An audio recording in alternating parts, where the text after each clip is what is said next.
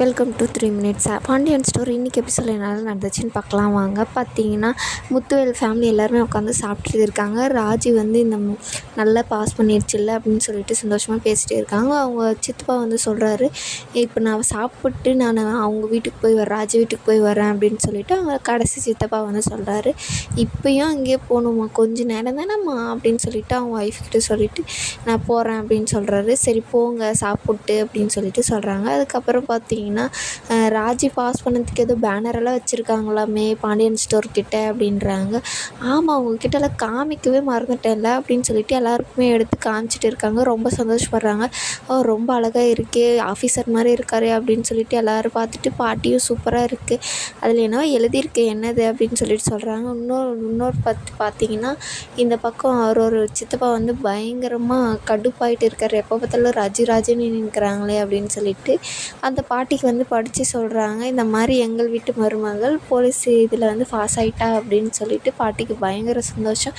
என் பேத்திக்கு அழகான இந்த மாதிரி எல்லாம் போஸ்டர் வச்சுருக்காங்களே அப்படின்னு சொல்லிட்டு. அதுக்கப்புறம் பார்த்தீங்கன்னா அவர் சொல்கிறாரு, இன்னும் 2 நாளில் நிச்சயதார்த்தம் வச்சுருக்கேன் அப்படின்னு சொல்லிட்டு. என்ன தம்பி ஏன் இவ்வளோ அவசரம் அப்படின்னு கேட்குறாங்க. நான் தான் சொன்னேனே, ஏற்கனவே சொன்னேன், நாங்கள் தான் எல்லாம் முடிவு பண்ணோமே, நீங்களே ஒரு முடிவு எடுத்துகிட்டு இருக்கீங்களே அப்படின்னு சொல்லிட்டு சொல்கிறாங்க.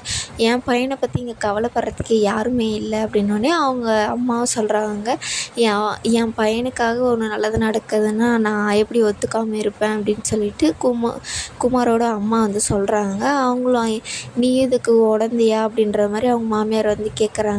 இல்லை அப்படின்னு சொல்லிட்டு இது பண்ணும்போது, என் பையனை பற்றி இங்கே கவலைப்படுறதுக்கு யாரும் இருக்காங்க, அண்ணன் எப்போ பார்த்தாலும் ராஜின்னு ஊர் உலகத்தில் யாருமே அதை பாஸ் பண்ணலையா, இவன் மட்டும் தான் பாஸ் பண்ணியிருக்காளா அப்படின்னு சொல்லிட்டு ரொம்ப பண்ணுறீங்க. என் பையனை நீங்கள் யாருமே கண்டுக்கிறது இல்லை, அவனுக்கு ஒரு நல்லது நடக்க போகுது, கல்யாணம் ஆக போகுதுன்னு நீங்கள் யாராச்சும் எடுத்து நடத்துகிறீங்களா அப்படின்னு சொல்கிறாங்க.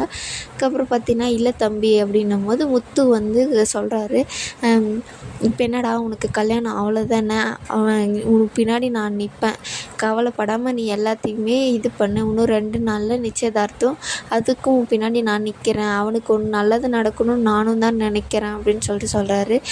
சரிங்கண்ணே அப்படின்னு சொல்லிட்டு இது பண்ணும்போது சாப்பிடுக்கும் போது கை கழுவிட்டு முத்து வந்து கிளம்பி போயிடுவார். எல்லாருக்கும் ஒரு மாதிரி ஆயிரும், என்னடா உடனே இந்த மாதிரி பண்ண ஆரம்பிச்சிட்டாங்களே அப்படின்னு சொல்லிட்டு.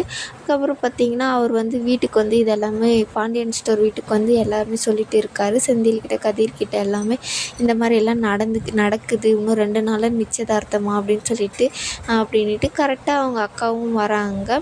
வந்தோடனே உனக்கு தெரியுமா அக்கா அப்படின்னோடனே எனக்கு தெரியும், மயில் வந்து மீனா கிட்ட சொல்லிச்சு, மீனா என்கிட்ட சொல்லிச்சு அப்படின்னு சொல்லிட்டு சொல்கிறாங்க. என்ன நடக்குமோ நடக்கட்டும் விடுறா அப்படின்னு சொல்லிட்டு அவரும் அங்கேருந்து சரி நான் கிளம்புறேன் அப்படின்னு நீ சாப்பிட்டு போடா அப்படின்னு. இல்லை வேணாம் அப்படின்னு சொல்லிட்டு கிளம்பிடுறாரு. அதுக்கப்புறம் செந்தில்கிட்ட வந்து கேட்குறாங்க, உனக்கும் மீனாக்கும் என்ன சண்டை, மீனா கிட்ட கேட்டால் அது சொல்லலை அப்படின்னு சொல்லிட்டு. இல்லை அவள் சாப்பிடாது இருந்தால் அதுக்கு தான் நான் சண்டை போட்டேன், அதனால தான் என்கிட்ட அவள் பேசாமல் இருக்கா, வேறு ஒன்றும் பிரச்சனை இல்லை அப்படின்னு சொல்லிட்டு சொல்கிறாங்க.